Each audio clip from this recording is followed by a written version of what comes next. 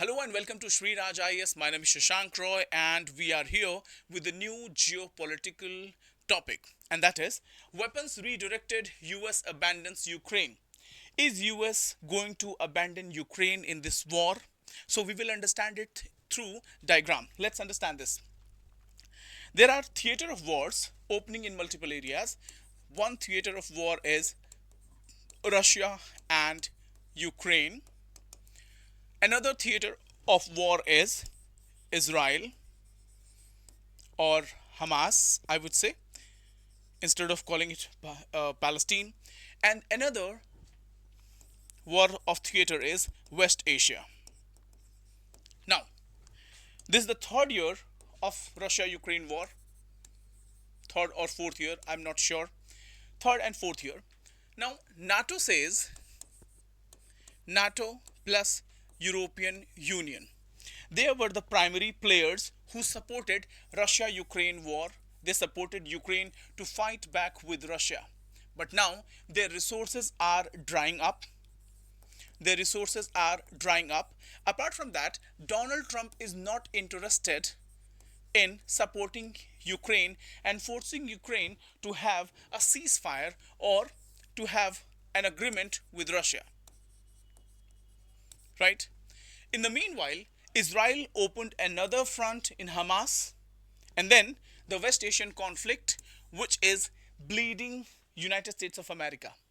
Now, what is happening here is NATO says that every second, NATO or Pentagon, not NATO, Pentagon says, that we need $200 billion to fund this war. Now the question is who will support this war? Before going to war, did USA asked or discussed with the allies or the NATO members? Why should NATO members or European Union should support USA in this war? By the way, whose war is it? Is it the USA's war or is it the Israel war US is fighting? Again, when this war was initiated, negotiation was going on, and despite negotiation going on, US and Israel attacked Iran collectively. So now the question is that why the European powers such as Germany, France, England, why should they support their war? Is it really the war of European Union? Is it really the war of USA? Or is it really the war of Israel? Right? So the first question is funding. Apart from that, this war is causing enormous damage to USA. $11,000 per second. $11,000 per second. Let me give you an estimation. Now, US has launched Tomahawk missiles, 850 missiles. 850 missiles were fired in this entire war. Now, one Tomahawk missile takes at least 2 years. 2 years to be built. So the resources are drying up. Resources are drying up. It took 850 missile system. In a year, approximately 900 missiles are created. 900 missiles are created, out of which US gets approximately 200 from its share. And now they fired 850 missiles in this US-Iran war. Now the question is that the way you are using these missiles, can you replenish it so fast? Can you replenish it so fast? Can you produce more Tomahawk missiles and bring it into your inventory? Right? You are using Tomahawk missiles which will cost you 3 million per missile. You are using 3 million when you shot. You are wasting 3 million when you are shooting one Tomahawk missile. And you are using these Tomahawk missiles to hit what? To hit drones, to hit ballistic missiles, which will cost only few hundred dollars to Iran, because Iran knows that Iran doesn't have the capability to to make big weapon systems such as THAAD, such as Tomahawk, right? Such as submarines. So what they did, they decided to go for low cost weapon system with capability to inflict heavier damages to these weapon systems. So that's how they are bleeding USA with 1,000 cuts. Now the problem is that US resources, arms, US arms, ammunitions or inventory is drying up. Inventory is drying up, right? Again, this is costing too much. The cost is very high. The cost of war is too high for United States of America. Now, allies, NATO members, NATO members plus allies are not ready to fund this war. Not ready to fund this war. Right? This is the problem. Now what United States of America is trying to do, United States of America is trying to divert its weapon system from where? From Ukraine and from South Korea and Japan. Why? Because recently their missile system was destroyed. Their third missile system was destroyed completely, right? Recently their military bases were attacked. So they are running short of ammunitions. So they might divert their weapon system from Ukraine theater of war and from South Korea to West Asia. In that situation, there is a risk. And what is that risk? The risk is that if that weapon system is diverted from Ukraine, Russia might launch a crippling attack on Ukraine and capture more areas.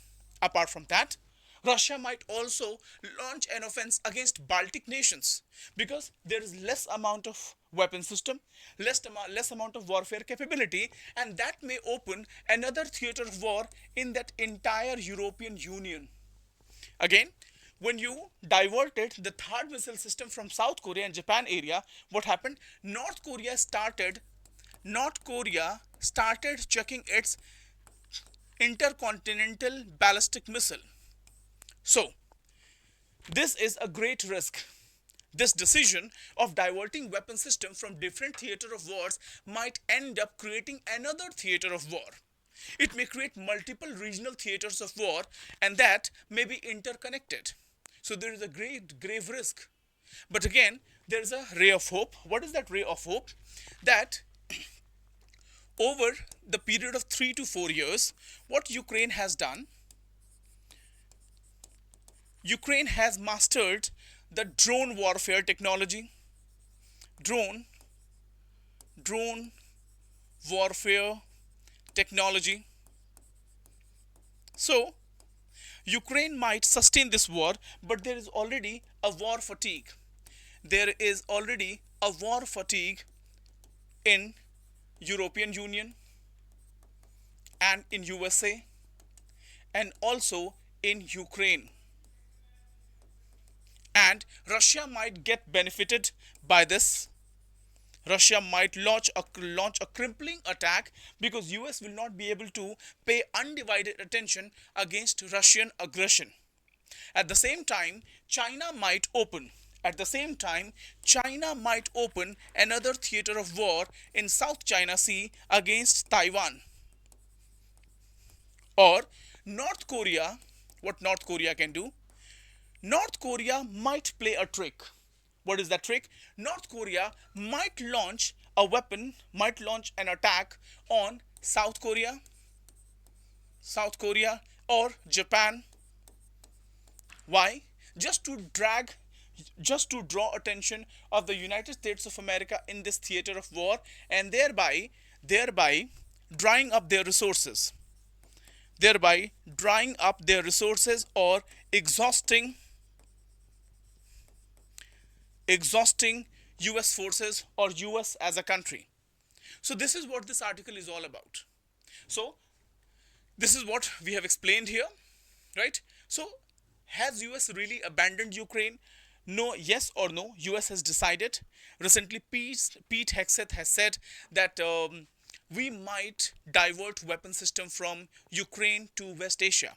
And if that happens, it will create a grave scenario. Russia might be emboldened by this decision, and Russia might launch a crippling effect attack on Ukraine, and they might capture more areas. Apart from that, this may also lead to warfare with the Baltic nation.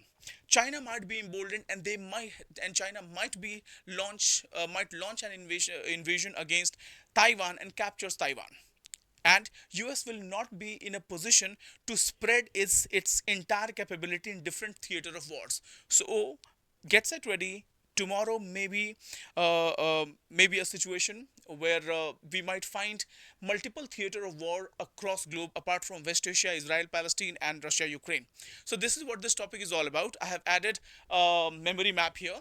I've added a memory map here, and this will help you.